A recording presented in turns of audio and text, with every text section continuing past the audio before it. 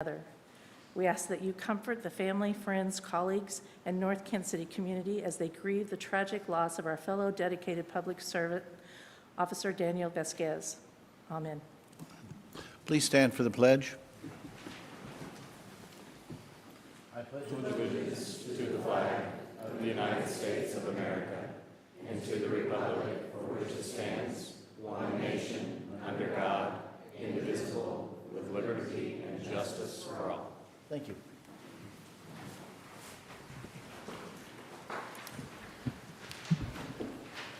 Please call the roll. Commissioner Nolte. Here. Commissioner Thompson. Here. Commissioner Carpenter. Here. That brings us to approval of the agenda. Is there a motion on this evening's agenda? I'll make a motion to approve the agenda as printed. Motion has been made for the approval of this evening's agenda. Discussion? No discussion, thanks. Seeing none, you are recognized to close. I close. Please call the roll. Commissioner Thompson. Yes. Commissioner Carpenter. Yes. Meeting schedule? The next meeting of the commission will be a work session next Wednesday, August the 3rd at 3 p.m. here in the chambers. Thank you. We have no honorary resolutions. We have no discussion items this evening. And likewise, we have no public hearings. That brings us to number 10, consent agenda. Is there a motion on the consent agenda? Commissioner, I move that we approve the consent agenda as published. Motion has been made for the approval of this evening's consent agenda as published. Discussion? Seeing none, you are recognized to close. Thank you, I close. Please call the roll. Commissioner Thompson. Yes. Oh. Commissioner Carpenter. Yes. That brings us to our regular agenda. The first item on this evening's regular agenda is 2022-233. Administrator? Resolution 2022-233 is consideration of an amendment to the ARPA Tourism Marketing Match Grant Program. The amendment is to remove the cap of $25,000 maximum grant amount per Clay County entity. There was a presentation last week at the meeting by Lindsay Baxter. She is here this evening, as am I, and we'd be happy to answer any questions if the commission has any follow-up questions. Are there any questions or comments from commissioners? No questions, thanks. You know, I don't think I have any additional questions, thanks. Is there any additional information to be presented? No. Okay. Are there any citizens who would care to comment on this issue before we go for a vote? Seeing none, is there a motion on 2022-233? I'll make a motion to approve 2022-223. Motion has been made for the approval of 2022-233. Discussion? No discussion. Seeing none, you are recognized to close. I close. Please call the roll. Commissioner Thompson. Yes. Commissioner Carpenter. Yes. Thank you. That brings us to the next item, which is 2022 Ordinance 17. Administrator? Yes, 2022 Ordinance 17 is the consideration of the calling an election for the purpose of submitting to the voters of Clay County the question of reducing the Clay County commercial property surtax levy from $1.59 per 1,000 assessed valuation to $1.44 per 100 assessed valuation. Very well. I'll go ahead and start just by restating, and then we will open it up for further discussion, starting with commissioners, of course. It's really rather simple in a way. The two decision points to be made is that are to be determined is, should Clay County businesses have the same rate as Jackson County businesses? Should they be on a level playing field? The second question involved in this particular ordinance is, should it go before the voters? Should the voters have the chance to weigh in on this issue regarding taxation, or should they not? So those are two very, very simple questions right there. It's been batted around since, March, one way and another. So we've had a lot of discussion on this. And at that point, I'll just open it up to commissioners and see if they have any questions or comments they'd like to make at this time, and then open it up to any public comment. Either way. Thank you. No, I think we've had like you said, pretty lengthy discussion on this last week, but I look forward to, I think we've got folks here who want to share their thoughts, and look forward to hearing this. I have no additional questions, thank you. Very well. I'll go ahead and open this up to anyone else here who is here to comment. Can I have a show of hands? Because what I'd like to do is, we don't want to necessarily repeat over and over again, so if anybody has any new information or new perspectives they'd like to express, that would certainly be very helpful. But if you, let me go through the ground rules to comment. What you need to do is kind of queue up over here under the Occupy Limit 65 sign. When you go up to the microphone, make sure the light is green. Are we okay? Make sure the light on the collar is green. Identify yourself for the audio-only recordings and speak into the microphone if you please. So with that, is there anyone, and first and foremost, anyone who has not spoken previously, just to make sure everybody has a chance to be heard? Very well. Is there anyone who would like to speak on this issue before we go forward? Sure.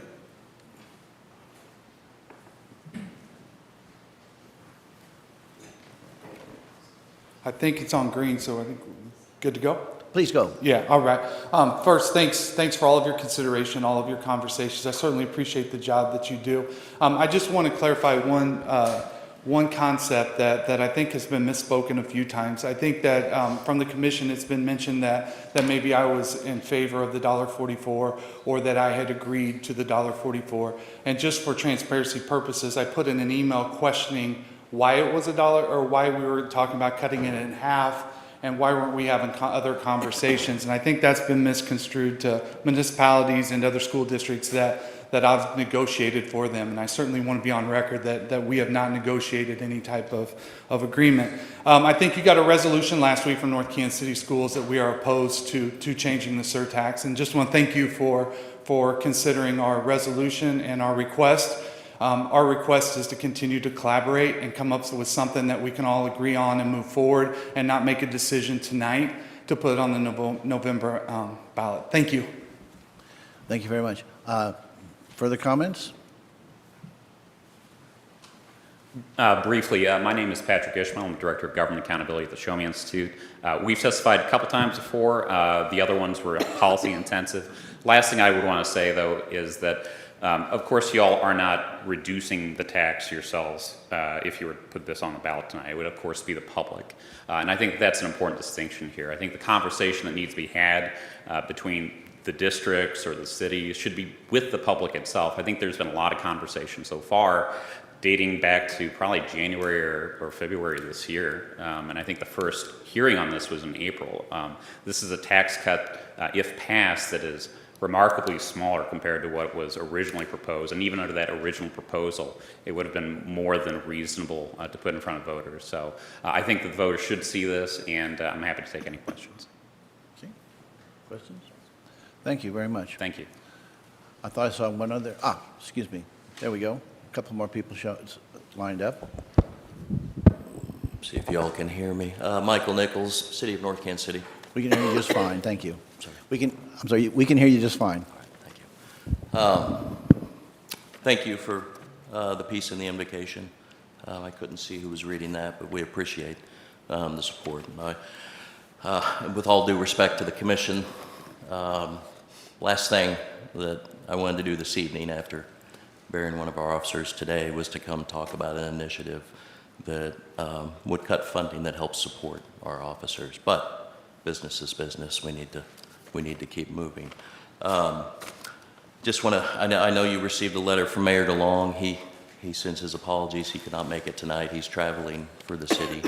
But the fiscal impact would be real to the city of North Kansas City, to the school districts, municipalities, the county, all the entities. Speaking for the city of North Kansas City, revenue from the surtax represents 15% of what we receive for Parks and Rec, 20% for our library, 21% for our police and fire pension.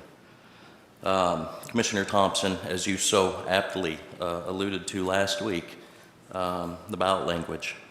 It should be so clear that a voter not familiar with the initiative can read it and understand what's being asked of them. Additionally, the ballot language should include a fiscal note, something that clearly explains to the voters what would be gained or lost.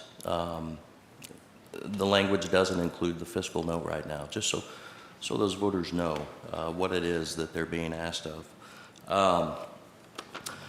The city is still interested in learning how much the county will lose in revenue and what services would be cut if needed from the county. We, as a city, would hope to God it's not in the sheriff's department. The mutual aid that's been provided to us over the last week has been invaluable.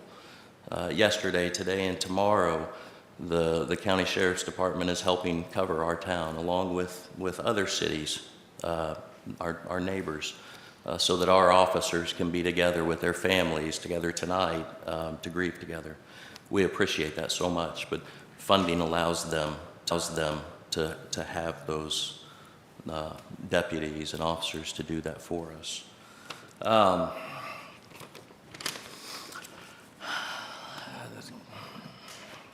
Commissioner Nolte, 2 weeks ago, I was at the Clay County EDC, State of the Cities. And you mentioned that Clay County is booming in economic development. This is despite the surtax we already have. We believe that this is because the quality of life, the infrastructure, the public safety that we can provide that this surtax helps us do. It's that businesses want to be here because we have that place. All of us, Clay County, the cities can provide the place they want to live. The businesses want to be because they know that they have that protection and level of service. The funds derived from the surtax have allowed us to create that environment. It's a better community for Clay County businesses. I'll wrap up with that. Mayor DeLong, I trust you all received his letter, but he encourages you to vote no tonight. Have more discussion, find out the impacts and what would have to be cut if we lose this revenue, because it will affect all of us. It's real, but I appreciate your time tonight. Thank you. Thank you. Any questions? No questions, thank you. I do have one thing for Counselor. Counselor, if I understand correctly, it's not required that we put fiscal notes on ballot initiatives or ballot issues, or is it? That's correct. Okay. Yeah, the language for this covers what I think the Constitution would require. Okay, thank you. Next person, please.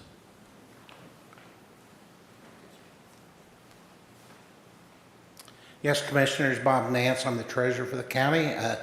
I want you to know I was part of the officials or the group that had the idea of the surtax, and 95% probably of the surtax is paid by that small business person when they lease the building, whether it's the insurance agent, the barber, the beauty shop.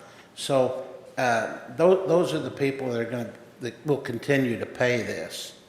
But what I wanted to share was when I went to the Capitol in 2004 as an elected official, I had a gentleman from Kearney ask me one of my main issues, and I mentioned cutting taxes. And he looked me in the eye and he says, everybody wants to cut taxes until it affects their department or their program. And so we don't know what's going to happen today, but I just ask the commission, future commission, and those here to think of innovative ways that we can be more business friendly and relieve taxes on our tax burden on our citizens. Thank you. Thank you. Questions or comments? Seeing none. Is there another citizen who would care to speak? Please proceed.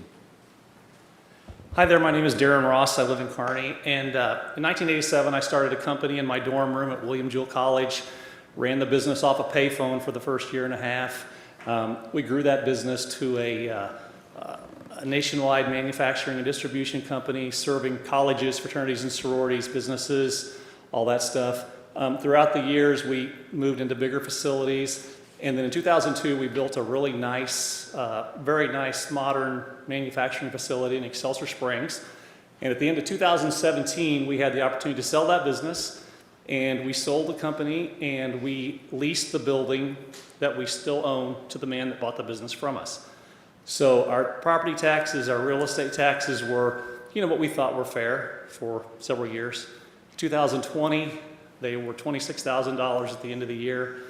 Of course, we pass all that on to the tenant along with insurance and everything. So he was used to paying roughly, $25,000, $26,000. December 7th of last year, we get a tax bill for $33,000.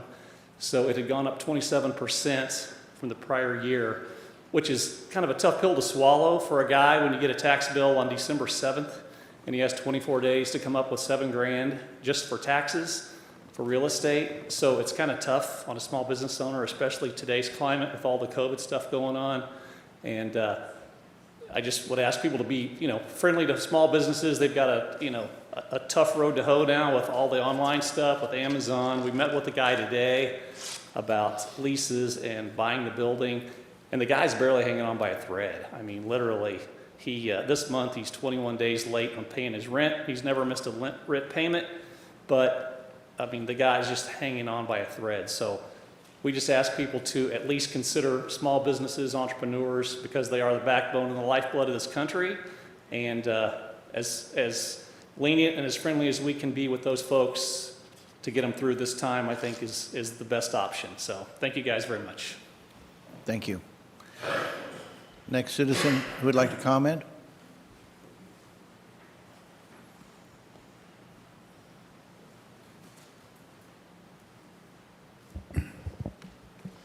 Yes, Victor Hurlbert, Clay County Auditor. I just want to throw a couple comments on there that have come up, and just since it's being discussed again tonight. Essentially, as to the question of what services would the county impact, I think, the budget team and the Clay County, we're going to be looking at that. An important provision of what's before the commission tonight is a one-year delay. So it doesn't affect the 2023 fiscal year budget at all. In fact, we would anticipate an increase in surtax revenue. And then, so it would go into effect for 2024 collections. And essentially looking at historic trends, we would, the fiscal note that's been brought up would be a revenue neutral assessment. Essentially, again, looking at an average historic non-reassessment year growth of 3% and a reassessment year growth of 8% and a 10% cut in to affect the 2024 tax revenues. It has been brought up. That does mean less increase of revenue. That is a true point. Commissioner Carpenter brought that up, and we agree. He brought up that currently today it's 17.8 million, and so essentially it would go up 400,000 and then back down in the 1 year that it's in effect. So it is less revenue growth from the surtax, but my office looked at all property tax revenues, and when we look at that, you have a net gain for taxing jurisdictions regardless of what happens to the surtax, because essentially you have the growth for taxing entities offsets any change in the surtax. So that's essentially kind of our worst case scenario, looking at the trend growth, excluding the ending of TIF projects, excluding new construction that is fully taxed every year. So I just thought I would mention that for the commission and all the comments I have. Just something, and I want to clarify because I misspoke last meeting. I think I'm correct on the amount. I was just incorrect on the date, and that is that some $217 roughly million of property will come off the TIF rolls, not in 2024, but in 2025. So those properties will then, at that time, as they stagger through, will become available for taxation without the benefit of any modifications from TIF. Is that correct? That's true. That will certainly, again, going back to our last conversations, commercial real estate is north of $1 billion, and that TIF value represents a quarter of the entire commercial real estate value. So that is a major factor that will be coming back on the rolls. So, Any questions or comments? No questions. Thank you.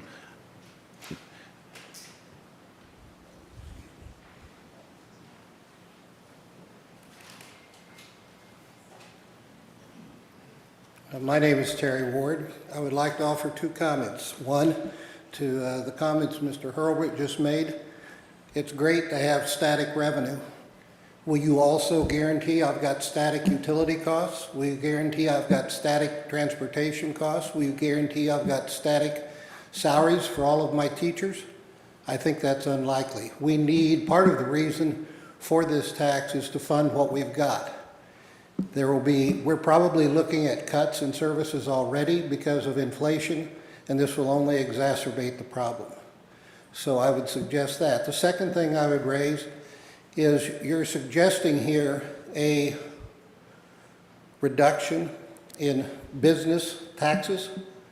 Over the last 15 to 20 years, the burden on taxes has been shifting consistently to individual homeowners. It's gone from 54% to 36% from 54% paid by individuals to now 66% paid by individuals. This has no relief whatsoever for individual property owners and no relief for individual. It will merely shift the burden further.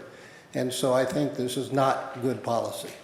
I appreciate your comments. We will be taking up the broader in the start of September, we'll be taking up the broader tax burden on everybody, including citizens, and then we will be addressing that at that time. Once we get the figures in, we're still waiting the figures. We will take that up in September when we set our levies as far as any tax relief that we can afford citizens, and I suspect that will be another point of discussion.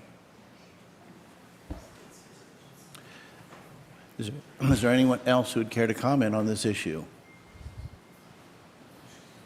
Very well, seeing none, I move for the approval of 2022 Ordinance 17. Discussion, Commissioner Thompson? Thank you, Commissioner. I will just be very brief, but I want to thank you all for coming today and for giving us a chance to state all of our opinions, including your own. Now, as an American, I believe in the democratic process, and it is the best in the world. As a conservative, I also know people have the right to decide for themselves how they should be governed. And that is why I will be voting in favor for letting our community choose what is best for our future.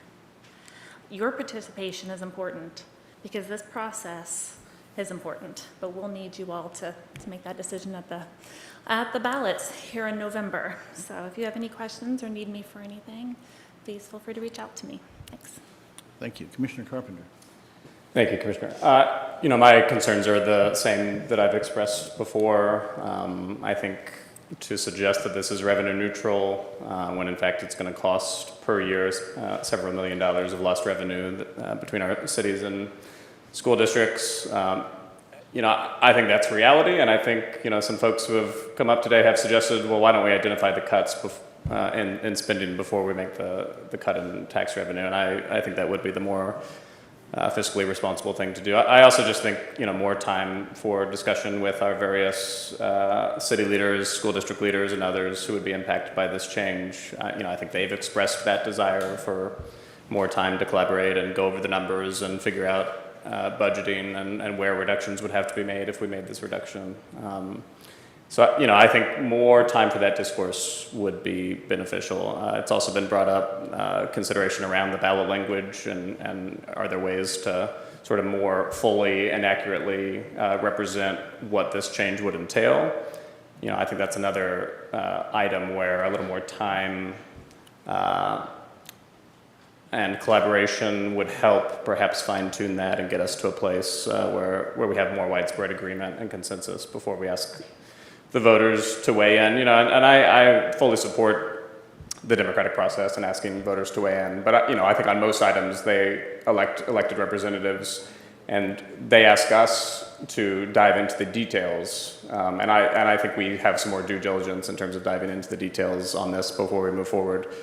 For example, how many millions of dollars in lost revenue are we talking? I think last week's discussion helped elucidate that seems a little unclear.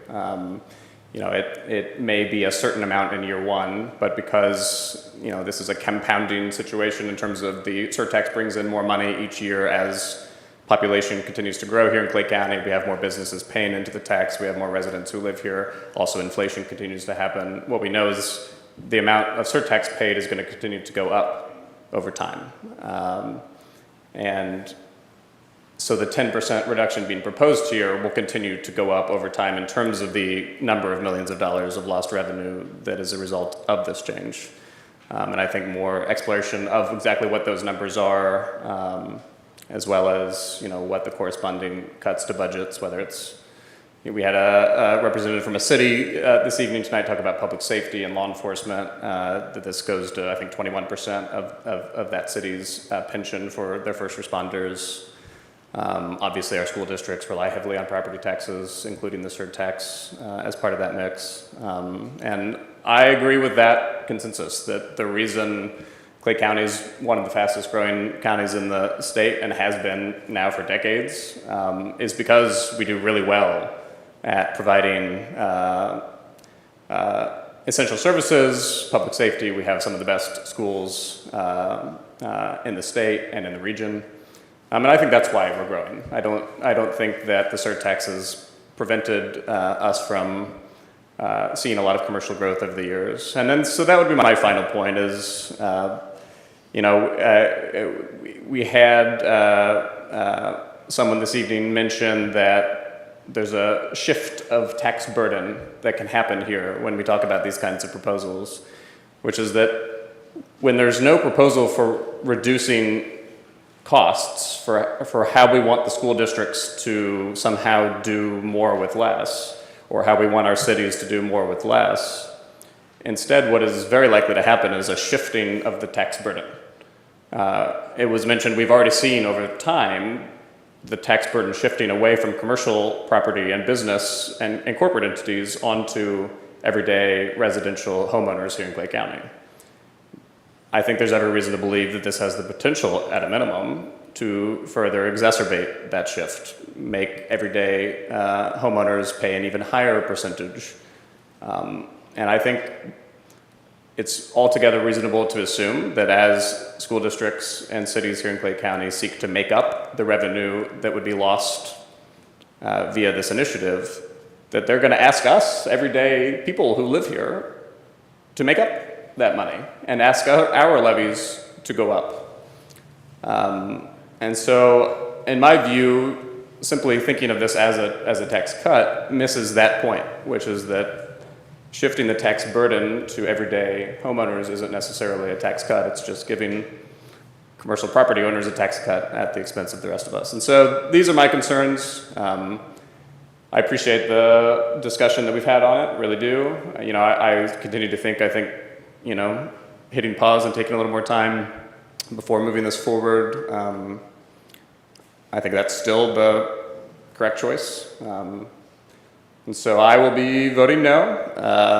And if this moves forward tonight, then, as you said, I think we'll have a lot of work to do between now and November to make sure voters are aware of this initiative and what the potential ramifications would be. But appreciate the discussion. Thanks.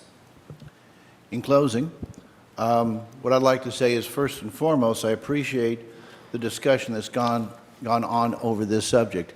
In recent years, we have not been known for our civil discussions.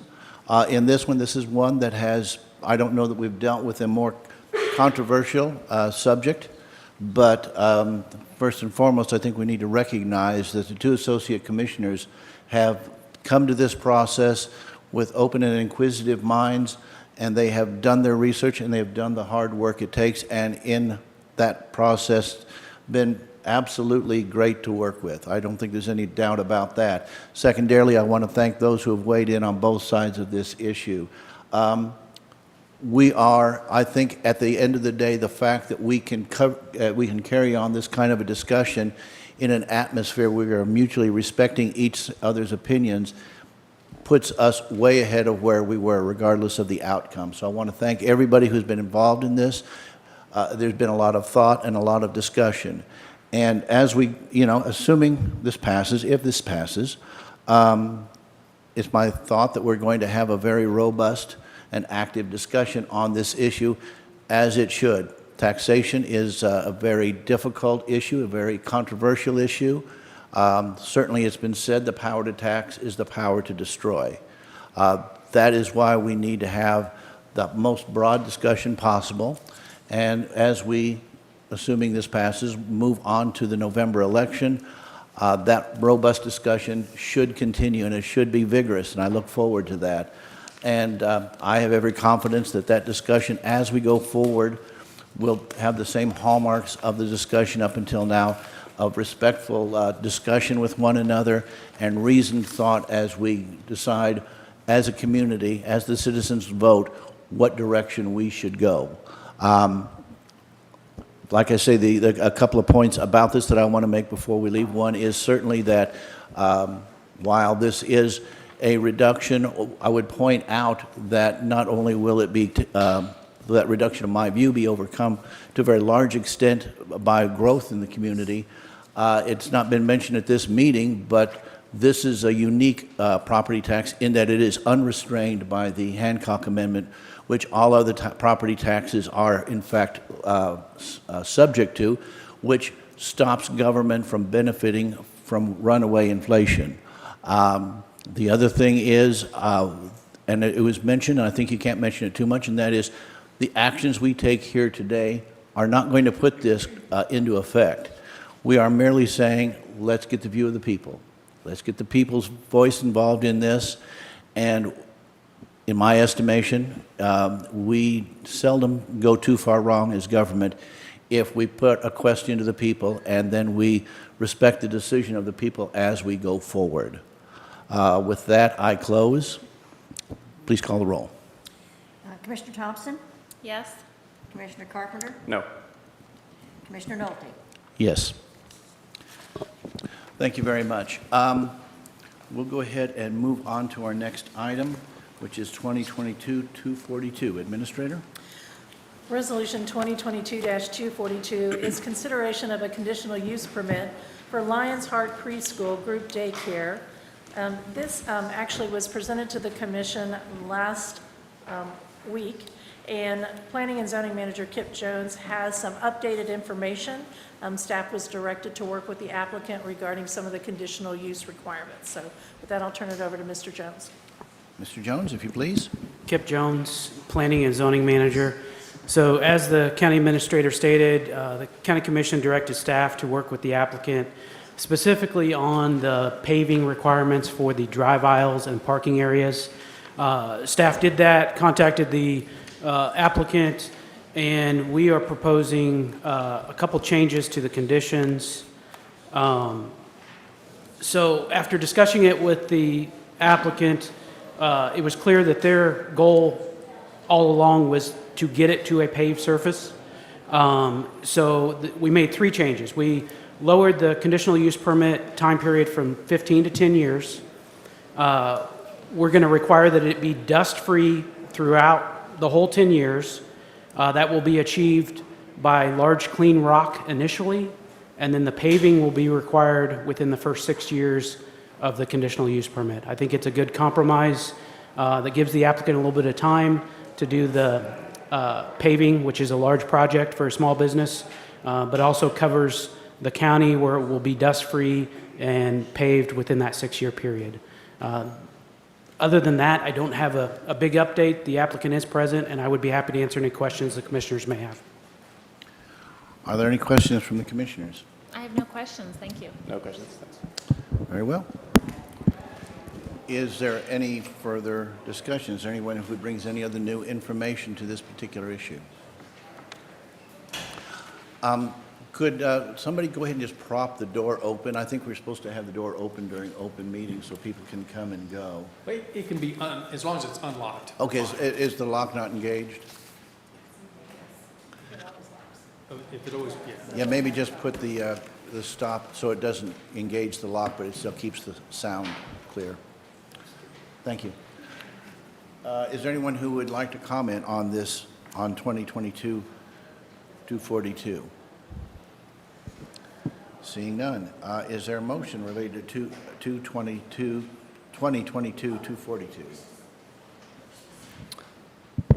Commissioner, I move that we approve 2022-242. Motion has been made for the approval of 2022-242.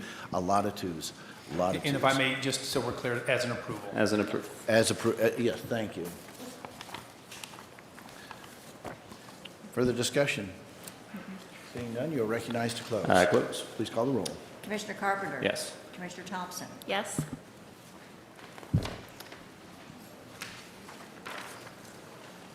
That brings us to 2022-343. Before we get started on that, if we could make sure that there's nobody out in the hallway who wants to, this has been, the next two items are items of interest, so I want to make sure that if there's anybody who does not aware that it's being taken up in the hallway, to please make sure they come in before we get started.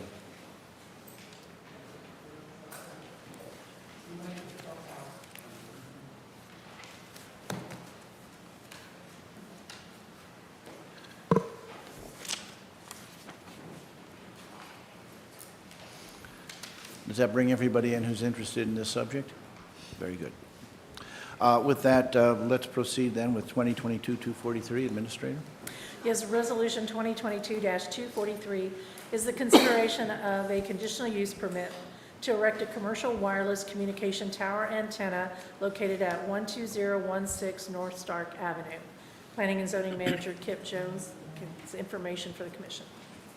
Mr. Jones. Kip Jones, Planning and Zoning Manager. So this is the first cell tower that we talked about last week. I'm not going to go into a complete staff report again. I do want to point out, we talked about the conditional use permit criteria. These criteria need to exist for the conditional use permit to be approved.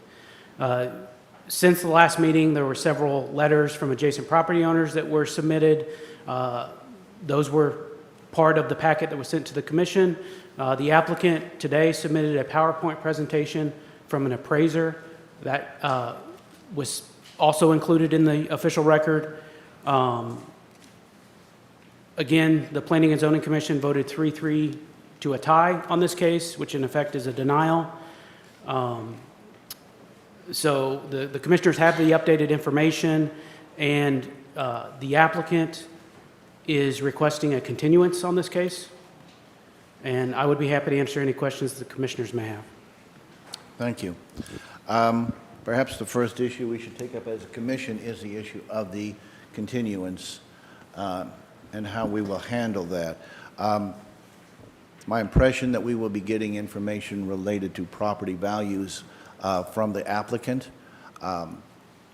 That is something that I don't believe the other side of the discussion has been able to prepare at this time. One of the issues that we would want to make absolutely clear on, if we take up and we approve this continuance, that we would be able to not be bound by the statutory deadlines in place, and that the applicant has agreed to waive that particular deadline.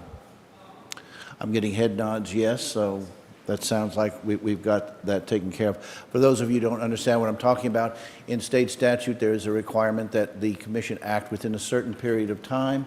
If not, then the applicant, it is found in favor of applicant. Before we go forward with any continuance, I want to make sure that both sides of the argument have ample time to make sure that they make their opinions and present whatever information they want to present. So if that being the case, we can go ahead and talk about approving the continuance. The other thing is, I think that we need to be thinking in terms of perhaps not making our decision this evening because of the fact that the opponents to this have not had an opportunity to also put together their counter arguments. So we would schedule, I apologize for making this a long drawn-out process, but I want to make sure that those in the opposition have every opportunity to prepare any comments that they would like to rebut this. This is kind of a last-minute bit of information coming in. Is that consistent, Mr. Counselor? Yeah, I think the first thing the commission should take up is the request for a continuance. Obviously, if no motion is made to that effect, then we can go forward tonight. If there is a motion made to that effect and it is approved by the commission, we would want to talk about what that timing looks like. And I would respectfully, if we were to do that, I would respectfully request, given the number of individuals involved in this and the topics of this, that we consider a special setting of the county commission so that everyone is, has enough time to actually present whatever additional evidence might need to be presented. Very good. So I will make the motion for a continuance discussion. As long as, I'm very open to that. I hate to draw this out any further. I know this has gone on pretty long through planning and zoning, but I would like to make sure both sides have equal opportunity, present new information. So, I would be in favor of moving forward with this. Commissioner Carpenter. Yeah, I think potentially I support that. So I do want us to clarify when we talk about new information, what are we talking about? I think I know, but The thing is, we have had, normally we would close discussion, close the hearing. We will be getting a PowerPoint and new information on how the property values are affected, and without the ability for the opponents of the application to be able to get information to present their own case on that. I think that's important to give them that opportunity. So that's the applicant would like to do a PowerPoint presentation with appraisal figures. Is that a correct? What point, understanding? what form that would take with, yeah, the applicant would like to. What form any rebuttal from the opponents would be obviously their decision. Mr. Yeah, I can Counselor. certainly add or shed some light on that. I was made aware this afternoon that the applicant has engaged a real estate appraiser who is here today to testify in the event this moves forward today. And has a PowerPoint presentation as well. Obviously, the record on this matter is still open. I think it was anticipated additional testimony and evidence might be received tonight, but obviously the very late hour of requesting a continuance and also having a real estate appraiser probably does change the nature of the hearing a little bit, and probably would be appropriate to give both sides the opportunity to present that type of evidence. Right, so that's kind of the road we're talking about going down. This has been obviously somewhat contentious. We want to make sure all sides are heard adequately. Understood. Yeah. No, I think if there's the opportunity for one appraisal, probably there should be the opportunity for two. And so if that's the reason to move with the continuance and do a special meeting, I'm fine with that. I just know there are obviously lots of folks here tonight, so in terms of what we're going to do tonight, I guess I would have some question as to how this decision affects the rest of the meeting here. My intention would be, and correct me if I'm wrong, Mr. Counselor, would be to go ahead and hear the appraisal information given by the applicant, and then with the knowledge that we do have another hearing ahead of us, if we certainly would want to hear from some of the opponents, but hopefully we can keep it somewhat brief with the knowledge, like I say, that we're going to have an additional hearing. So this would not be your last bite at the apple, I guess, is what I'm saying. Does that sound right, Mr. Counselor? Respectfully, Commissioner, I think if it's going to be continued, we would just go ahead and continue it. I think the applicant would like to present more evidence on the appraisal. If they were to present some tonight, I think they would also present some more in the future, and that feels to me to be... So our continuance would basically be to conclude it until the next meeting? Until the next meeting, in which maybe, again, I would recommend a special setting. Yes. To take this up, and I think I would anticipate more real estate valuation evidence on both sides. Thank you for the clarification there. So, Mr. Carpenter. And to be clear, as you're voting on this or considering this, I apologize. Yeah, go ahead. The other applicant in a very similar case that is next is making the exact same request. So just so you know, I think you would expect to do whatever you do, it would make sense to do for both of them. Right, we'll probably follow the same procedure. Okay. I'm sorry, I had a little bit of I didn't quite state that correctly. Do you have any further questions? I don't have any further questions. I just anticipate potentially, I don't know if we've been clear enough to everybody who's come out tonight to offer their thoughts on these two proposals. And so I just wanted to try to get a little more clarity. I'm not sure that that's been achieved though. So, but that being said, I understand the proposal you're making, and I am supportive of it. Do you have any additions to that?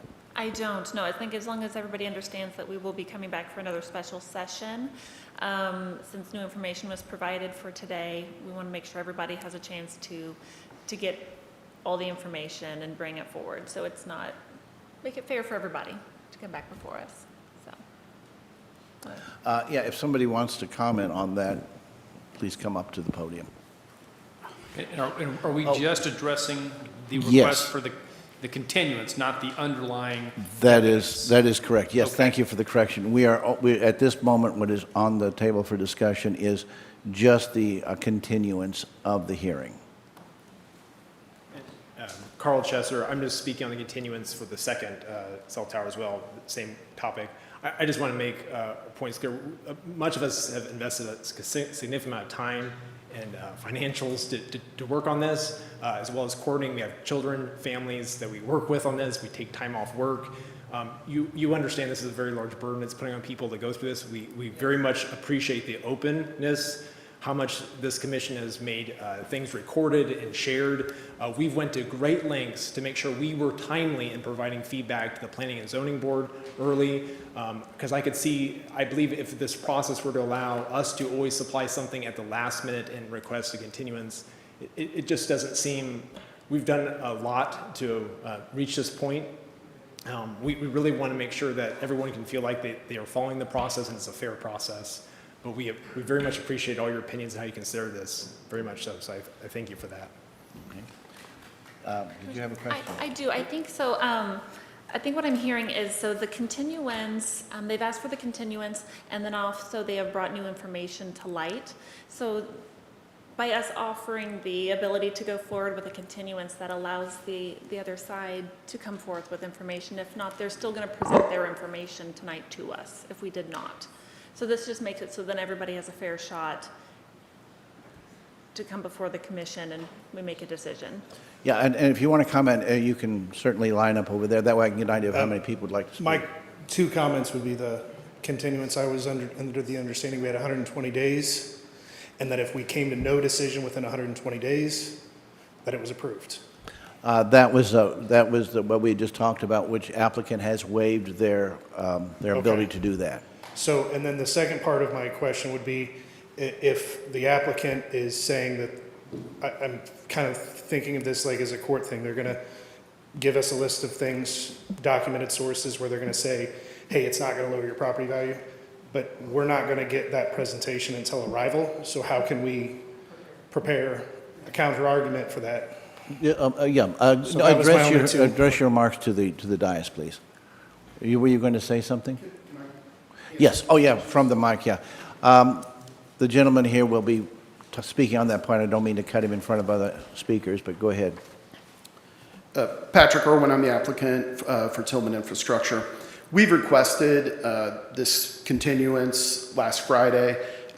We've engaged, as the county council has stated, a appraiser, and our appraiser is putting together a comprehensive property value impact study, which takes typically 4 to 6 weeks to complete. They've agreed that they can have it done in 3 weeks, and we will submit it in advance of the meeting for everybody's review. Our appraiser cannot speak directly to the individual tracts. He can only make general statements, and we think that this is the best course to actually prove the point above about substantial injury to property values. Okay. Thank you. So it would not be made this evening, it would be made, and then that presentation would be distributed in advance so that well, not just the opponents, but all interested parties would have a chance to review. Correct. There's no new information this evening. Excuse me? So there is no new information relevant this evening. No new relevant, no new information this evening, because if we do vote for the continuance, then we conclude this particular item until our next special meeting. That's correct, Mr. Counselor? I apologize. We're looking at dates. No, that's okay. So granting continuance means that we would not have any new information produced this evening. We would pick it up at the next special meeting. That's correct. Okay. I think my question is though, is there any, so say we did not grant the continuance this evening, is there still new information to be presented this evening? There is. There is. The appraiser is here to testify. And so, But, okay, so I think I'm confused then, because I think he just said that it would take 6 to 8 weeks to put together. My understanding, and I don't want to speak for the applicant, my understanding is there probably would be additional documentation produced at the special meeting, at the special session, but there is evidence that could be and would be presented tonight through a certified appraiser. Okay. Commissioner Carpenter, do you have any questions on that point? I don't have any questions on that point, no, thanks. Okay. Thank you. Next person, please. Yes, thank you, Amy Marquez on the 120th Street property. I think I speak for everyone here on the cell phone tower properties that we do not want to continue this. We are ready. Speaking to the issue of appraisals, I have brought for you a repeat of what I presented last week regarding FHA financing and appraisals, a sample transaction from 2017 in the Kansas City market where the appraisal was dropped $8,000 to a similar structure nearby. So I have a copy of the contract and the appraisal to present to you all with that information for you to have it now. Well, right if now, you'd like. what we're discussing is whether or not the continuance Right. should go So forward. I'd love for that appraiser to engage tonight and for us to present this information and move on. So you are, just to clarify, you are in opposition to the continuance? I would rather not continue, yes. Very good. I Okay. think I we're wanted to ready. make sure we were clear on that Yes, point. I just Thank think you. we're ready, and so we've got the information that we feel is the hard evidence that shows. And of course, you know, I can gather appraisers and real estate agents and other transactions and bring them to the next meeting, and it's just going to be a he said, she said, back and forth. I really honestly think so. Okay. Thank you. Next person? Hi, Jennifer Julian. I'm speaking on behalf of the Kearney East Cell Tower. We have been dealing with this since May. The agent for the applicant has failed from the very beginning of his application.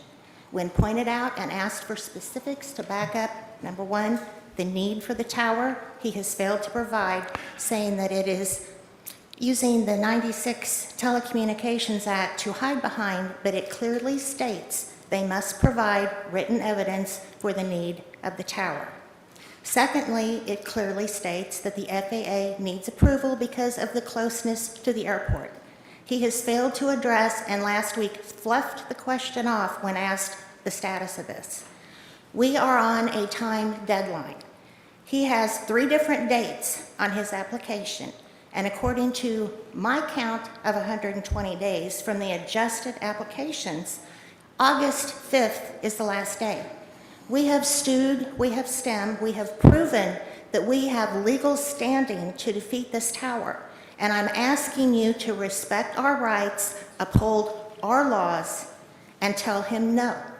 He will not comply with anything. The original survey that he gave with the But we're getting into application- the meat of it now, so we're speaking just about the continuance. So I'm you are. stating this is why there should be no continuance. Okay. He has had more than ample time. The land survey that he provided was not even in the same zip code, and now all of a sudden he's interested in providing one. No, we really need a vote tonight. We need to be able to go home and get some sleep or go home and begin to pack. Thank you for your consideration. Next person, please. Curtis Ross, 14105 Jesse James Farm Road in Kearney. I guess what frustrates me is it was pointed out 2 meetings ago that the applicant, and I'm speaking of the Kearney cell phone tower, the applicant submitted invalid data from an appraisal's perspective over 2 months ago. And why are we now giving them a chance to go back and revise that and come back with whatever data they think is appropriate now? Who's to say that they come back again and don't say something else? Well, we want to continue it further.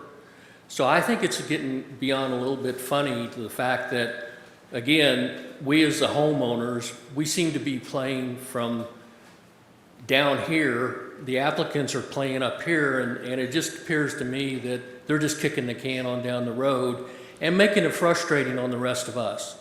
You know, Carl pointed out that we've got families. We've all been stressed out over this for going on 3 months now. This has got to stop.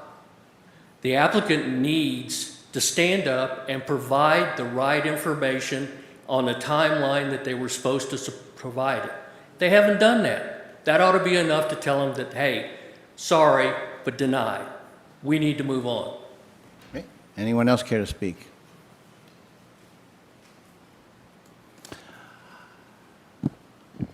Well, part of the idea behind the continuance was to give the opposition time to speak. They do not appear to want that time. So I'm going to withdraw my motion for continuance. Okay. We will proceed.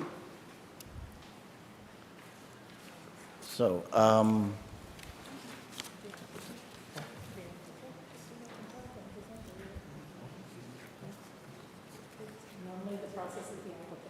I'm sorry, could you speak into the mic? I'm sorry.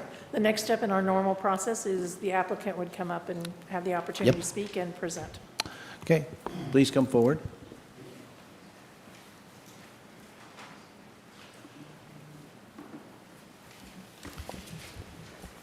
Again, Patrick Irwin for Tillman Infrastructure. The application in front of you, just in a very brief, and I'll be very brief and try to only present new information and not rehash old information that we've already heard. Our proposal is for a 155-foot monopole with a 6-foot lightning rod totaling 161 feet. The property is zoned agricultural. It's an existing peafowl farm. The primary purpose of our tower is to benefit FirstNet and AT&T. The structure's primary purpose, as I mentioned, is to support FirstNet, which you heard evidence last week from Chief Pratt from Kearney. I'd like to move to the 6 requirements that are required for a conditional use permit. I think that's the crux of our discussion here today. First off is Part A, which is the compliance with the intent of the comprehensive plan and the general provisions of the LDC, of the Land Development Code. First and foremost, the FAA, we are expecting, our consultants have told us that we should be receiving full FAA approval on July 29th, which is Friday of this week. Additionally, one of the issues brought up was dealing with what if in the very distant future, if the tower were ever to be abandoned or the service no longer needed. I can tell you that our agreement with the landowner expressly addresses that, where we will turn the property back to its original condition and remove all of our facilities. The third item is the inspection every 2 years that Mr. Jones mentioned earlier. We will comply with that as well. The facility will be fenced with a 6-foot chain link fence if approved. As far as the setbacks go, with 106, we have as you know, we have a 1-to-1 setback in the county. Every foot of tower height, we have to be set back from each property line. The way we have proposed the structure, we are 162 feet and 10 inches to the west, 179 and 8 inches to the north, 453 to the south, and 181 feet to the east. So we comply with all of those elements. The pole will not be lit due to the low elevation of the structure. And finally, as far as the LDC goes, we will include a landscaping design that will be submitted, if approved here this evening, as part of our building permit package.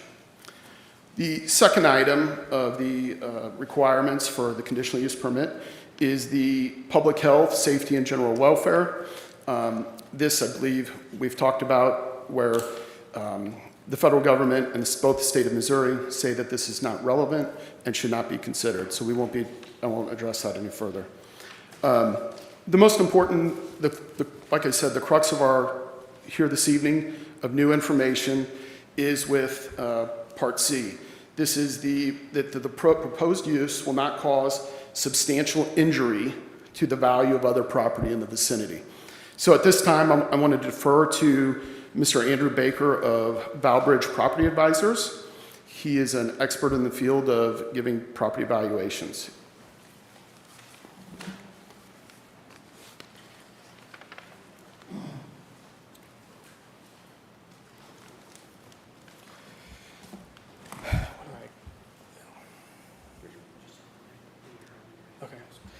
Good evening, rather. My name is Andrew Baker, and I'm with Valbridge Property Advisors. Just a little bit about my background. I'm a licensed real estate appraiser in Kansas, Missouri, Iowa, Nebraska. I've been mainly working in the Kansas City metropolitan area since 2008, and I've been designated as an expert witness in various courts. So what I did, we got a call last Friday about this issue, and whenever you're doing any appraisal, it's a three-step process: gather, analyze, and report. And it's not, what we do is not rocket science or hard to understand. And so what I've been doing these past 3 days is been gathering data and analyzing that data, and I'm still working on the report on that, so, but that's not complete yet. So what we did is pretty simple. I think anybody can do this. We call up real estate agents who have sold homes adjacent to adjacent to cell towers. We interview them. We also look at, were those homes on the market for a long time? What about the sale price versus list price? Were there multiple cuts in the list price on these properties? And are they hearing a lot of comments from buyers about cell towers? So anyway, here's the data that I've been able to gather and analyze these past couple of days. So this is the Copperleaf subdivision. This is just north of the Liberty Triangle. They have brand new homes in this subdivision, which range from about $500,000 to $750,000. That south area that I outlined in red, all of those homes are in view of a cell tower. And I spoke to the broker for the entire subdivision about that issue, and she said it's really not much of an issue. The homes that I looked up on the MLS, the average price of the homes that view the cell tower were $173 a square foot versus $141 in the rest of the subdivision. I want to point this out, 8913 North Crescent. You can see the lot here where there's a view of the cell tower. Outside of the Shoal Creek Golf Course, I think this is the highest priced new home in the entire of all of Clay County, and you can clearly see a cell tower directly behind. This was another sale that I looked at. This is next to the Worlds of Fun tower as you drive down 435, and right next to there's a very tall cell tower. This is a recently renovated ranch home that was listed for $155,000 earlier this year, and it sold for $26,000 over the list price. The listing broker reported there were 4 or 5 offers on it, that nobody was commenting on the cell tower. Then we also looked at some other sales in more rural locations like we have here. This is up in the Smithville Lake area, a home that sold in December 2019 for $264,500. And this was located about 300 feet from a cell tower, and I talked to the broker, and he said it wasn't an issue and that it sold quickly. This is the only sale we have in our neighborhood. It was on 112th Street.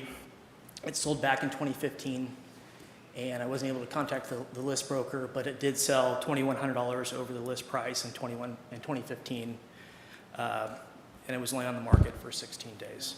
So in conclusion, we spoke to 3 brokers who are active in the Clay County market. All of us told them that this isn't an issue that impacts value. And the homes that we looked at all sold quickly, and 2 of them were above the list price. So, and we also analyzed similar homes in the market that were at that time, and they were in line with the sales we analyzed. So. Thank you. No, we have some questions. I at least have some questions myself. The 2, you had 4 examples there. The first 2 seem to be in more of a more dense setting as far as the neighborhood goes. Could you go back to the one that was in Smithville, please? Mm-hmm. Yes, sir. Okay, that was 2019. The reason I wanted to see that was the property subsequent to that on 112th, the sale was in 2015. That seems like a pretty long time ago. The reason that I distinguish between the first 2 and the second 2 is I'm looking for something that I was looking for the idea of something that had a little bit more of a similar density. When people move into less densely populated, they usually have a little different criteria of what they're looking for than if they're moving into a mature, more suburban kind of setting. I live in a suburb. I'm used to the idea that there's a lot of poles and all that, and If that was something I didn't care to live around, I would probably be somewhere else. For what I am looking for in a house, it doesn't bother me. If I were looking for something different, I would be looking in more a situation that was less densely populated, and that would matter more to me as a purchaser. The 2019 is a relatively recent one. The 2015 seems like a rather older example. So, I mean, the three of them, I'm not sure. I kind of have some questions on exactly if we're talking apples and apples here. Sure, yeah, I mean, so obviously in a more rural location, there are fewer sales, so we got to deal with that. And we looked at all there's a, the way I do this is there's a search feature on the MLS, and you identify all of the sale locations of the cell towers, and you look around there and see if there's been any recent sales. And I agree, you want to look at recent sales because I want to talk to the real estate brokers who are actually dealing with this. And, but I do think this sale does address that concern, and that this is a more rural location. There was another home about a mile away from here. It was very similar size, number of bedrooms and bathrooms that sold for the same price. So this is the data we were able to gather over the last 3 days. Okay. Any questions or comments from other commissioners? No questions, thank you. I have no additional questions, thank you. I was going to go and... You had the same Yes, I concerns. did, Yeah, I see what you mean. Please proceed. Thank you. So after I look at these and I drive out in that neighborhood, one of the things I do want to point out is I think I'm of the opinion that any diminution in value, that any scintilla of decline on any of these homes in this neighborhood would have already been realized. This is an agricultural zone property. That's a known use. A cell tower is a known use for an agricultural property. And it's a commercial peacock farm. I mean, I think that's probably why the opposition did not bring that up during any property value discussion at the Planning and Zoning Commission hearing. I think it was later formulated later. So I want to also talk about the standard that we've got to meet. Substantial injury. How do we define that? Well, the state of Missouri in flood assessments, they use a standard called substantial damage, which is, I would argue, is very similar. So, if anything, I think it's more appropriate for this use. Substantial injury is something physical to a person or a living thing, an animal, whereas for property, I think damage would be more relevant. The state of Missouri, when they're doing flood assessment damages, they refer to substantial damage, and the standard is 50% of the value. That is a very large amount of damage, and I don't think we would not even have, if there was some scintilla of damage, it does not rise to the point of 50%. That is the standard. I mentioned the issue. So for those reasons and the evidence that Mr. Baker submitted, I submit that we do meet the criteria, that we are not causing substantial injury to the value of other properties in the vicinity. The fourth item is dealing with adequate access routes. It states adequate access routes will be provided and designed to prevent traffic hazards and minimize traffic congestion in public streets. I can state for the record, construction will last approximately 4 weeks, off and on for 4 weeks. So that won't affect any of the way traffic is now. After installation is complete, this location will see approximately a pickup-sized truck to do maintenance approximately every other week. Access comes directly off Stark Avenue on a dedicated access easement at the west end of the parcel, as shown on our submitted engineer stamp drawings. The fifth item is the adequate public safety, transportation, utilities, facilities, services. All utilities that we will utilize, fiber optic cable and electricity, are adjacent to the parcel, and our project will not affect any of those existing facilities. Our proposal includes a 12-foot access road to enter into the site, Public safety could use that access road if the need were there. Finally, the last item, it deals with adjacent uses. The proposed item needs to be compatible in terms of scale, site design, and operating characteristics. Scale, the site is located on a 75-foot by 75-foot parcel, setback 453 feet from Stark Avenue. The site design, our location was surrounded with fencing, with landscaping. Additionally, it's very similar to what is a mile, 1.1 miles away to the southeast on 112th Street, the one adjacent to the comparative sale that Mr. Baker mentioned. It'll be identical to that. And that use has not affected any of the adjacent uses, so I submit to you that this one won't either. And then finally, the operating characteristics. The facility will not be occupied. It'll be unstaffed. As previously stated, there will only be a pickup-sized vehicle there. Therefore, I submit to you that this use is compatible. And in conclusion, I think we've demonstrated that we meet all 6 of the special use criteria. I could go on, but it's all information you have already heard, so I will refrain. Thank you. I'm available for any questions. I'd like to revisit the substantial damage issue. Please. I'm pretty familiar with statute and language used therein. The substantial damage used in the context that you had would mean homes that were damaged to the extent that there would be an insurance claim.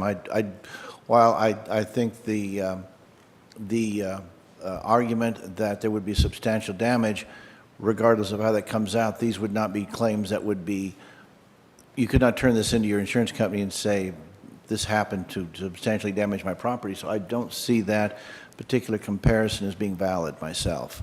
Like I say, I mean, we're talking about something that is a natural disaster, and even I think the most ardent opponent of this particular project would not compare having a cell tower up to a flood, and therefore the 50% standard which you seem to suggest, I think, is not valid. I think we have to be looking at a little different scale than that. Commissioner Thompson, do you have anything to add or any thoughts? No, that's all I have for now. Thank you. Commissioner Carpenter? No questions. Thanks. Okay. Thank you. Thank you.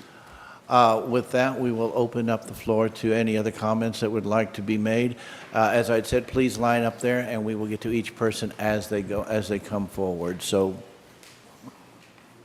And we've heard a lot of testimony here, so please make sure that any new information that you would have to present to us, you do up front. And as we get to the same information over and over, please try to remain somewhat brief if possible, but I have no desire to cut anybody off, so proceed, sir. Is it possible Commissioner, could I interrupt for just a second? I Sure. apologize. Just because we talked about both properties in the context of the continuance request, it would be helpful just to remind everybody we are only talking about Stark at this time, not the 140th Street. Yes, that is exactly right. Even though it gets a little confusing because there are overlapping values, we are in fact talking about the North Stark Avenue project. We will, after that, we will then take up the North 140th Street issue. But right now, please confine your remarks to the cell tower location on North Stark.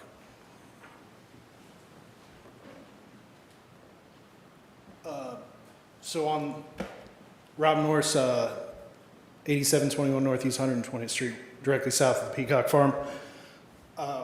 On this example that they're giving, the access is from the west side off Flintlock, I believe. Where is Flintlock, the west street? I believe it's Flintlock is the west street. So you're not seeing the tower until you're going into the neighborhood, and it's far back.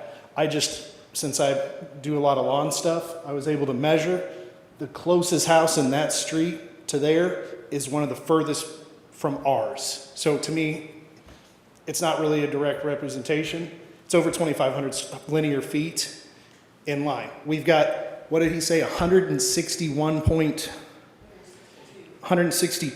1 foot, 10 inches from the minimum the state requires is how close they're trying to put this to Larry and Nicole, which I don't know if they had the chance to be here tonight, but 1 foot 6 inches or 1 foot 10 inches from their property line. 2,500 feet is the comparison he's bringing us. Those are not, I mean, that's not even close to, and then the assessed value, we are going to have somebody else speak on it. When he quoted calling the real estate agent in Copperleaf, he quoted not much of an issue. Not that it's not an issue, but it's not much of an issue.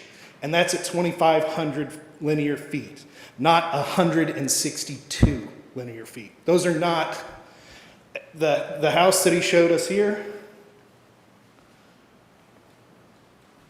is this Kelsey's? So we actually know this homeowner. This house was bought with the cell phone tower and any financial benefits that they would receive.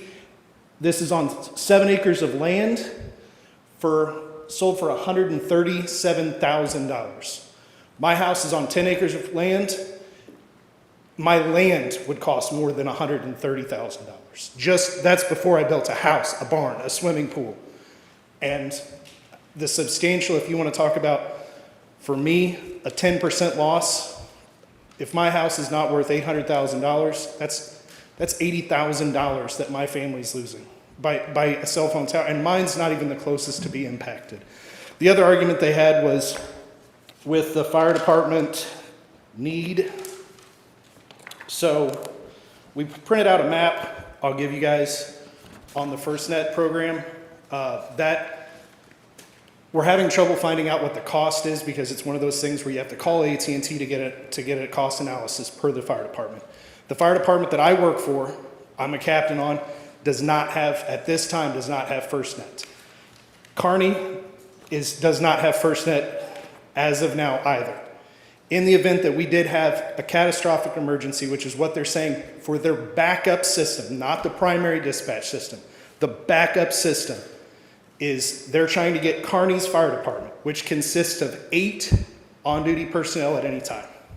Kansas City has a minimum staffing of 262 fire personnel on staff at any second, with a radio program, with backup repeaters on every single fire apparatus so that we can reach, I called dispatch today. They said that they can get anywhere from Harrisonville to an hour north, an hour east, and an hour west without boosting any radio signal. This is going to be for a backup system. I don't know how they're going to power it. If it's going to be a backup system, what are we going to do whenever there is something where we need power? Are they storing gasoline at this facility? We don't have gas lines anywhere out in our house. We don't have gas or natural gas. So are they going to store gasoline and have service vehicles come out rotating gas? And then in the event that this structure was to catch on fire, if they are storing it, they keep calling Kearney and Smithville. Whenever they had a fire at this location, 4/17/2020, they lost 120 birds in this fire when one of their structures was lost or was burnt. Brush 15, car 103, truck 4, pumper 15, all of KCFD were the only companies to respond. So their FirstNet program to show that they need fire apparatuses to be covered in this area is an obsolete argument. We serve them. Sorry, Kansas City serves them. Kearney does not. Thank you. Thank you. Next citizen, please.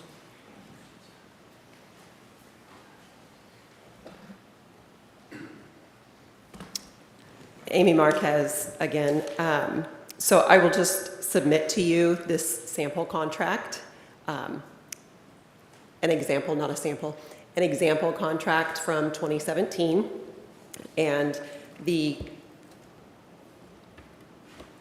real estate contract, the amendment reducing the sales price from $208,000 to $200,000. The FHA appraiser reduced it specifically for the utility station across and down the street, about 1,000 feet away.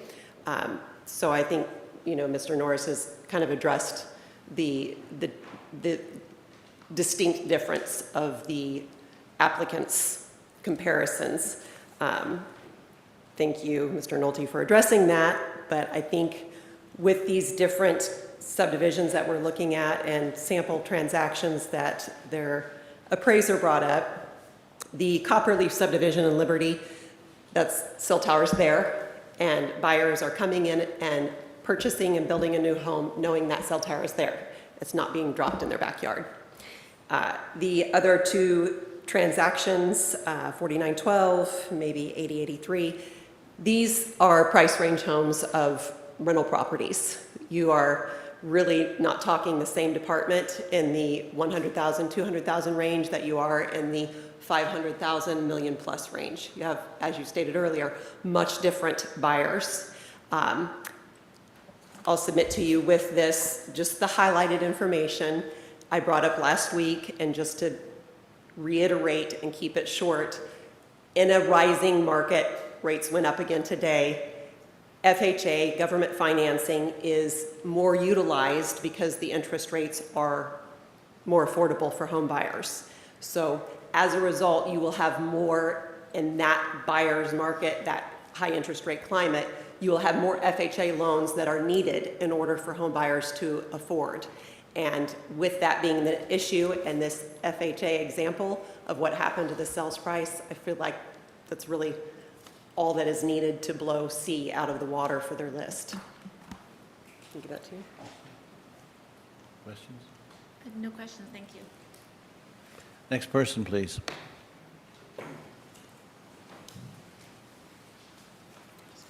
Thank you, Commissioners. Cynthia Harper, 8601 Northeast 120th Street.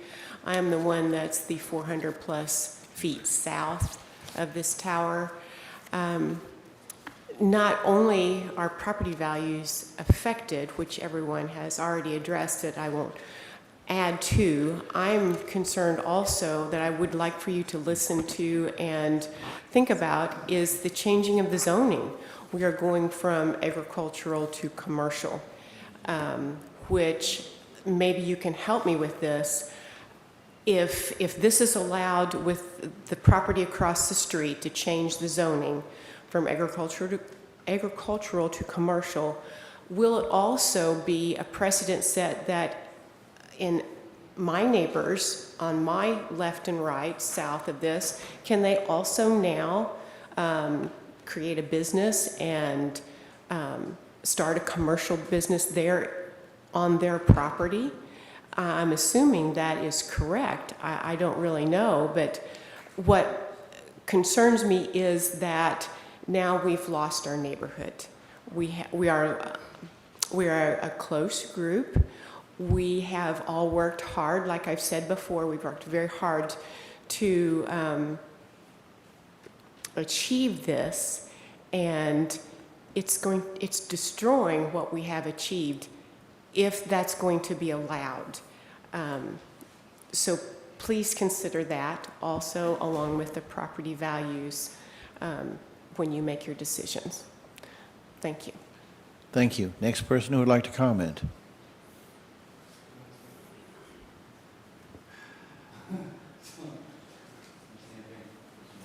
Very well. If no one else is, oh, okay, good.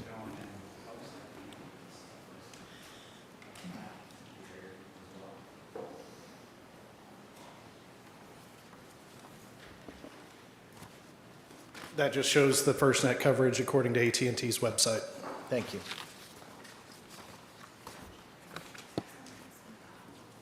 Okay. Any further comments on this issue? My name is Katie Norris. I live at 8721 Northeast 120th Street. I just want to say, please, we vote this down. I have been so sick thinking about this going across the street from my mom's house, who's right here. My dad has worked so hard, and he just passed away in December, for the land in the house that my mom lives in. And he gave us the land that we live in. And I can't imagine giving this land to someone else because we have to leave because the cell tower is going in. I do not want my kids exposed to this. I do not want to break our family up. My grandma lives down the street. I can't imagine none of us being on the same street again or being able to see our neighbors because these people want to come in and put this in our backyard that we did not ask for. So please, you guys have children, you have grandchildren. How would you feel if someone was doing this to you guys? I don't want to give my dad's land away. This is all I have left of him. So please, please vote no on this. Any further comments from any citizens on this matter? And as just a reminder, we're talking about the North Stark Avenue location. Very well, seeing none. Is there a motion related to 2022-243? I'm going to make a motion to deny 2022-243. Motion has been made for the denial of 2022-243. Discussion, Commissioner Carpenter. No discussion. Thank you. Okay. And Commissioner, if I may, would Yes. suggest, on a denial, we need to have a reason for denial. So it would typically be part of the motion. Might suggest some proposed language for that, if the commission would accept it. If the motion is for denial and the recommendation for the following reason, what I wrote was the applicant failed to establish that the proposed use will not cause substantial injury to the value of other property in the vicinity. And that would be a suggested language based on what I think the evidence has been and perhaps the motion of the commission. If you'd like to put that within your motion, then you can just say, you know, as the counselor had said, so you don't have to go through the whole Yeah, this is repetition. yes, that would be wonderful. I will make the motion to deny per County Council's recommendation. Very good. Okay. Motion has been made. Discussion? No discussion. Very well, you're recognized to close. I close. Please call the roll.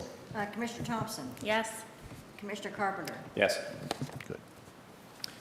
Very well. And Commissioner, for further discussion, in situations like this, we will do findings of fact, and we will have those presented to you at one of the next 2 meetings in August. Okay. Very good. What was the vote? You not heard what action just took place? I can recap it for you if you'd like. We're denying the cell tower placement. It's being denied on the basis of the Commissioner, you go ahead, Mr. Counselor, and read that if you wouldn't mind. The motion was to deny the application, which is for the cell tower. That motion passed 2-0, which means unanimously, with the reason stated that the applicant failed to establish that the proposed use will not cause substantial injury to the value of other property in the vicinity. Okay.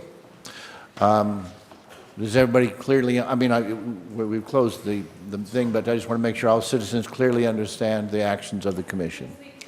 Okay. That brings us to 2022-44. Administrator?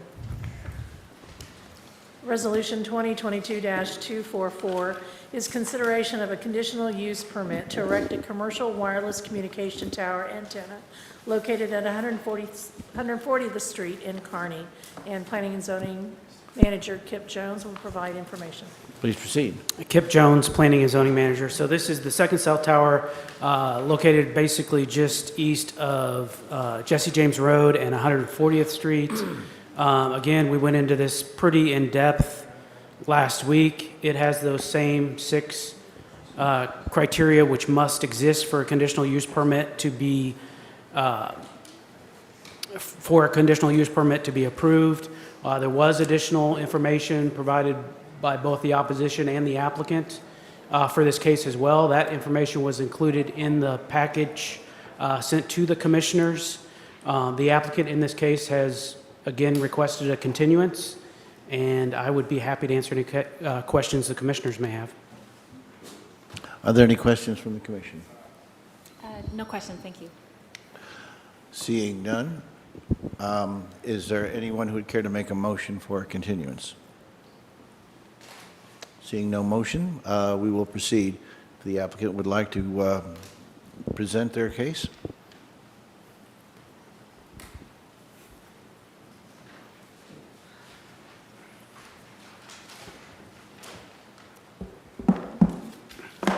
Good evening, and thank you again for your time in our application. My name is Glenn Clockey, and I am with Network Real Estate out of St. Charles, Missouri, and we represent AT&T Wireless. This particular tower is for a 150-foot monopole tower with a 5-foot lightning rod at the top, which will make the overall height 155 feet. We have leased an area that is 100 by 100 that we will fence and landscape per the ordinance, the county's ordinance. Our setbacks to the west we comply with the setback that the county has set for us, which is 155 feet to the west, 155 feet to the north. To the east, we're 280-something feet. To the south, it's over 500 feet. The access will be off of 140th Street, and we will build a 12-foot gravel road with low dust gravel, the type of gravel that the county requires. We will put a gate coming off of 140th Street with a lock on it, as well as the fencing around the tower itself will be locked. So I want to address a couple of things that were brought up in the comments from the public. The FAA. So when this application was submitted, we knew this tower was near the airport. I worked with Kip. We were trading emails. He said, will this tower need to be lit? We were in the process of doing what we call a preliminary FAA study. We always do that when we're this close to an airport. The preliminary study came back. I sent it in to Kip and said it will not have to be lit based on the preliminary study, which are accurate. We do not get the final FAA approval until we get through zoning. When we get approved through zoning, if we do, before we submit a building permit because of costs and timing and things like that, we do not get the final FAA. It was going to be a part of the conditional use permit. Wasn't a problem for us. If it were to be approved, it would be submitted before we'd be able to build the tower, so it would be on file. The second thing I want to address is that the real estate values, along with my application, I did submit a real estate impact study that was 8 miles from my location. It was a very good real estate study. It was relevant because it was so close. It was on the border of Clay County, very similar to our application that showed that it did not impact the value of properties as far as bringing them down. I don't know if it was ever considered. I mean, it's been in my packets from day one. It was a good study. It was done by a real estate appraiser. It was done in 2020, so it was current. So we did try to get that into the record. Tonight, we wanted to do an extended study, and that was going to be from our address, the address that we have filed for this tower. So, and I'm going to have our real estate appraiser come up and speak to my site in general here in just a minute, but I do want to cover a couple other issues that were brought up.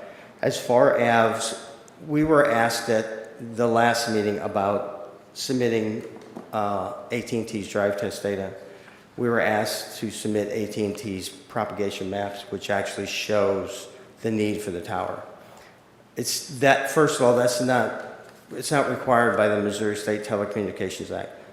We asked AT&T anyway, said, look, do you want to show this to prove that the coverage at this location, that you need this tower?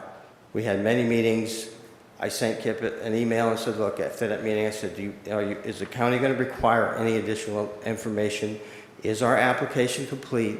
I received an email back saying, yes, it is. We're not requiring anything else. And he said, you can submit some more if you want. We did go back to AT&T and said, okay, this is what's on the table. Do you want to provide them your propagation map?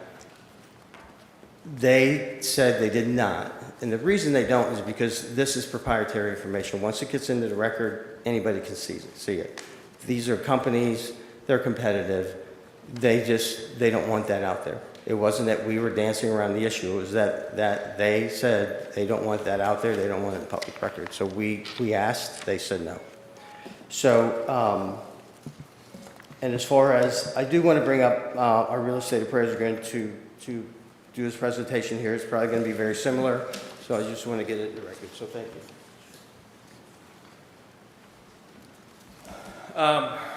Sure, I think we just, yeah. Yeah, I'll get the same one. I'll just go through it in 1 minute. It'll be the exact same stuff, but I think we just want to get it in the record. I mean, Commissioner, we could just stipulate to the prior presentation as being applicable to this one as well, if it's going to be identical. Yeah, it'll be identical. I mean, we could certainly stipulate that as part of the record. Okay. If the applicant is okay with that. Before you leave the podium, since that is the case, do commissioners have any other questions or comments of this person before they leave it? Since we've seen that. I have no questions, thank you. Okay, thank you. Do you have any questions for me before I Question leave? for the applicant? No questions. No questions, thank you. Thank you. Thank you. We will go ahead and open it up for further comments, and I would like to emphasize that we are talking about the Northeast 140th Street property. So if you, obviously we've already dealt with the previous issue, but I want to make sure everybody who comments realizes, because they are very similar issues, that we are talking about the location at Northeast 140th. Is there anyone who would like to comment related to that particular property?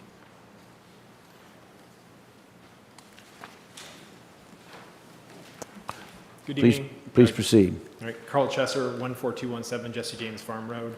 I spoke at the previous working session, and we shared quite a bit about our packet, walked through, essentially going through what the applicant had submitted, and then we also worked with quite a bit of other data. So we showed how we consulted both with local businesses, that was at the airport. We also seeked out multiple real estate brokers which assessed the area. So the things I want to share that are new is one, just to focus on, we looked at the very specific properties and got multiple sources on the real estate brokers, both which came back showing that there's substantial impact.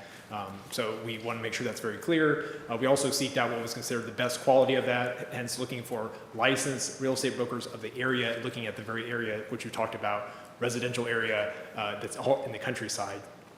So we really want to make sure that was very clear, it was included. I also submitted emails to you all, just it's similar FirstNet coverage map, solid blue. There is no coverage gap in our area, so I just want to make sure that was clear. And then finally, I thought it was very, well, kind of an important point that when we were going through what happened at previous planning zone meetings and the things we went through, I thought it got summarized pretty well on our July 5th meeting. So Chairman Thomas Decker, in his initial questioning, this was in 2 hours and 40 minutes, 22 seconds, stated 155-foot monopole less than 300 feet from a man's back door. This is insane. That's Curtis Ross's home. It's, again, 297 feet. This location is, I think, even more unique. It's right in the center, so it's affecting more properties. If you look at what's adjoining it, so the Angels, they're David and Myra Angel, just north of there, 385 feet to their door. So these are not to the property line, this is right to their actual structures. And then when the motion to deny came up from the Planning and Zoning Board, Vice Chairman Marvin Davis stated when they're at 3 hours, 26 minutes, and 34 seconds in the meeting recording, says this tower is way too close to these properties over here. It's unfathomable. So I completely agree with these statements that were brought up, how this has been very hard for us to go through this to provide any more additional information. Again, we worked with quite a bit of people on that packet that we submitted. I briefly covered that before, so I assume you've been able to go through that. I really appreciate how much you've been open on this, providing recordings, giving us all a chance to speak on this. I have no other additional information, so thank you very much. Thank you. Next person, please. Curtis Ross, 14105 Jesse James Farm Road, Kearney. I won't speak to what Carl just mentioned, but our home is the one home that's 297 feet from the base of this tower.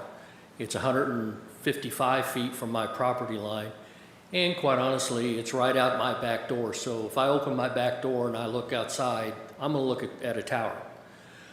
I want to speak just for a second about substantial damage, and we had some conversation about that earlier. My wife and I are both retired. We live on fixed income, and any reduction in our home value is going to have a major impact on our ability at some point in the future when we have to sell our home and move into some other facility. That'll have a huge impact on our income and our ability to be able to do that. We can't afford to take any kind of adverse impact to the value of our home. We worked all our lives to pay for that home. it's paid for, and quite honestly, we can't afford to have any kind of reduction in the value of that home. We've heard a lot of information about the appraiser, and they submitted this and that. I would again submit to you that what they submitted as their appraisal is invalid in our neighborhood.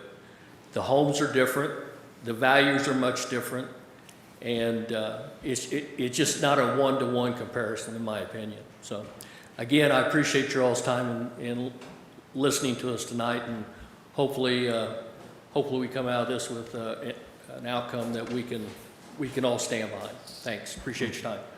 Next person. Hi, Jennifer Julian. First of all, I would like to thank you for all of your time and make a few final points. The agent for the applicant has refused repeatedly to provide the information that under the 1996 Federal Telecommunications Act is required. Federal trumps state. If in fact the tower is so desperately needed, I don't see why that information has not been provided. The Communications Act further states that the drive data that he refuses to provide is essential when applying for these permits. Every time he is asked to validate any of his actions regarding this application, his only go-to is to throw poor Mr. Kip Jones under the bus. It is his lack of proving the need, which nobody in our area has any problem with our cell reception. I would further like to point out that AT&T owns DirecTV. Every time a cloud rolls over, AT&T's DirecTV goes out and says, temporary satellite problem. If I'm supposed to think that Kearney Fire Department is going to rely on their backup service, no thank you. I would like to leave you with one final thought that was my grandma's final quote, favorite quote. Right is right and wrong is no man's right. Thank you for your consideration. Thank you. Anyone else care to comment on this issue? That is to say, the tower on 140th. Seeing none, is there a motion related to 2022-244? I'll make a motion to deny 2022-244 with the verbiage County Council has previously stated. Very well. Motion has been made to not approve 2022-244 with the reasoning being the previously stated text that the counselor had read. Discussion. No discussion. Thank you. You're recognized to close. I close. Please call the roll. Commissioner Thompson? Yes. Commissioner Carpenter? Yes. That concludes our regular agenda.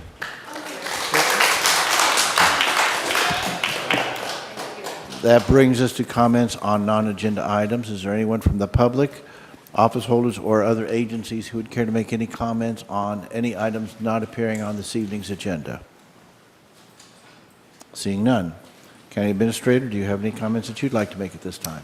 I just have one announcement, and that's certainly to invite the public to the National Night Out event that will happen August the 2nd from 6:30 to 9 o'clock here on the Historical Square. It's a partnership between the Sheriff's Department and the Liberty Police Department and Fire Department. So we encourage everybody to stop by. Thank you. That brings us to Commissioner comments. Commissioner Carpenter, do you have any comments you'd like to make? No comments. Thank you. Commissioner Thompson? All I have to say is I'm glad the rain has stopped and the sun is out. So looking for my tomato plants to grow a little bit more. So that's all I got. And I have no comments. Approval of previous agenda minutes. There are none to be approved. Written reports. No written reports to be reported. There are no executive item issues. That brings us to recess and adjournment.